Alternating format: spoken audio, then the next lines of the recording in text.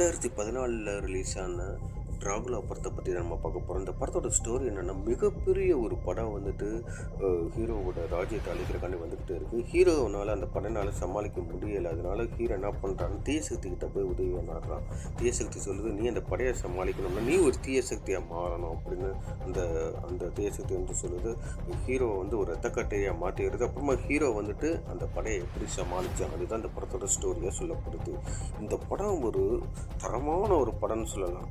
ஏன்னா இந்த படத்துக்கு வந்துட்டு 2ஆம் பாகம் வர வேண்டியது. ஏன்னா இந்த படத்தோடைய அந்த லாஸ்ட் அந்த கிளைமேக்ஸ் சீனில் வந்துட்டு சின்னதாக ஒரு லீடு கொடுத்துருப்பாங்க.